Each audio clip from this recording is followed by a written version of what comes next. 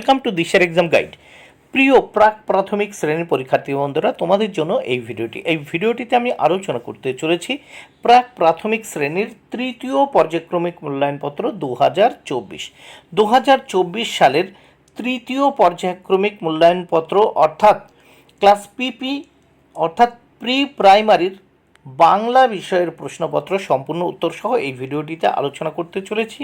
তাই অবশ্যই দেখে নিতে হবে। প্রশ্নপত্রটি সিসিই পদ্ধতি অনুসরণ করে তৈরি হয়েছে। পূর্ণমান 30, সময় 1 ঘন্টা।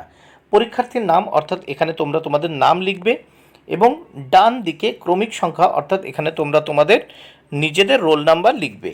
এইবার আমরা প্রথমে এক দাগে দেখে নিই। এক দাগে কী বলেছে, আগে ও পরের বর্ণ লেখো। আগে ও পরের বর্ণগুলো লিখতে হবে। এর জন্য রয়েছে 12 মার্ক। প্রত্যেকটি প্রশ্নের জন্য 1 মার্ক করে বরাদ্দ। তাহলে এখানে দেখো, এই যে ঘরটি, এখানে 3টে ঘর, মাঝখানের ঘরে অন্তঃস্থ দেওয়া আছে। অন্তঃস্থর আগে কি হবে দেখো, এখানে হবে ঢয়ের শূন্য র, তাহলে পরের সংখ্যাটি হবে খণ্ডের ত। তাহলে এইগুলো কিন্তু এই আগে আর পরের সংখ্যাগুলো তোমাদের লিখতে হবে। আমি এটি লিখে দিয়েছি। খ দাগে দেখো, মাঝখানে আছে বিসর্গ। এর আগের সংখ্যা হচ্ছে অনেশ্বর, পরের সংখ্যা চন্দ্রবিন্দু। এই অনেশ্বর আর চন্দ্রবিন্দু কিন্তু তোমাদের লিখতে হবে। গ দাগে দেখো, মাঝখানের ঘরে দেওয়া আছে গ। এই গ এর আগের সংখ্যা হবে খ এবং পরের সংখ্যা ঘ।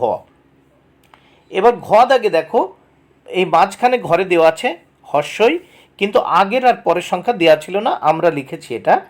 আগের সংখ্যা দেখো আ এবং পরের সংখ্যা হচ্ছে দীর্ঘই। উঙ্গ দাগে আমরা দেখতে পাচ্ছি মাঝখানের সংখ্যা, মাঝখানের যে বর্ণ সেই বর্ণ হচ্ছে ও।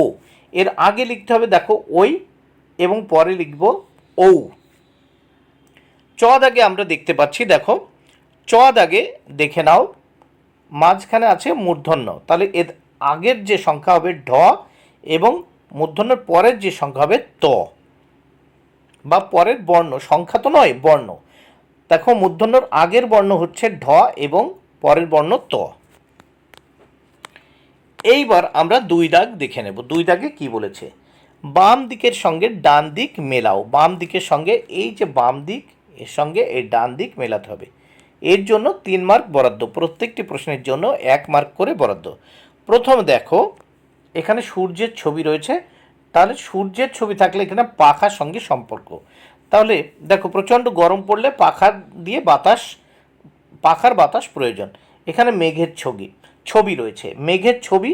এখানে মেঘের ছবি দেখতে পাচ্ছি, বৃষ্টি হচ্ছে, বৃষ্টির সময় ছাতা প্রয়োজন হয়। এখানে আমরা পাহাড়ের ছবি দেখতে পাচ্ছি, পাহাড়ি অঞ্চলে বা পাহাড়ে প্রচণ্ড ঠান্ডা বা শীত, তাই এই জ্যাকেটের প্রয়োজন হয়। তাহলে এটির সঙ্গে এটি সম্পর্কিত। নেক্সট আমরা 3 দাগ দেখব। 3 দাগে কি বলেছে, 2 অক্ষরের 2টি করে অকারান্ত শব্দ লেখো। শেষে অকারান্ত শব্দ। তাহলে দেখো, এর জন্য রয়েছে 6 মার্ক। প্রত্যেকটি প্রশ্নের জন্য 1 মার্ক করে বরাদ্দ। প্রথমে দেখো, ক দাগে ক দিয়ে, তাহলে কলম কমল। খ দাগে বর্গীয় জ দিয়ে, দেখো জল জনক। গ দাগে ঘ দিয়ে, দেখো ঘন ঘনক। নেক্সট পেজ আমরা দেখে নেব।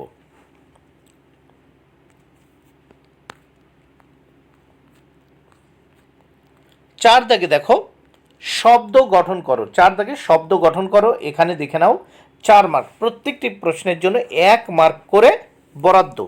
তাহলে 4টি প্রশ্ন উত্তর করতে হবে, শব্দ গঠন করতে হবে। দেখো ক দাগে, এখানে প আর তালিবর্ষে আছে, আমি মাঝখানে র বসিয়ে দিলাম, তাহলে হলো পরশ। খ দাগে দেখো, গ আর গ আছে, আমি এই শূন্যস্থানে দন্ত ন বসিয়ে দিলাম, হলো গগন। গগন মানে আকাশ।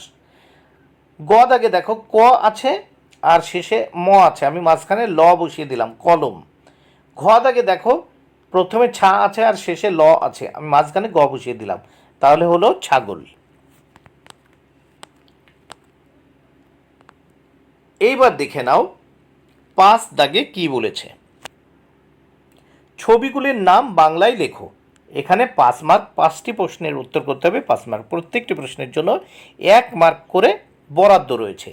এখানে ক দাগে একটি গাছের ছবি, আমরা পাশে বাংলায় লিখেছি গাছ, গয়াকার ছ গাছ।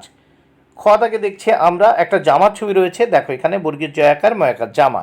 গ দাগে দেখো একটা সাপের ছবি রয়েছে, দন্ত সয়াকার পর সাপ।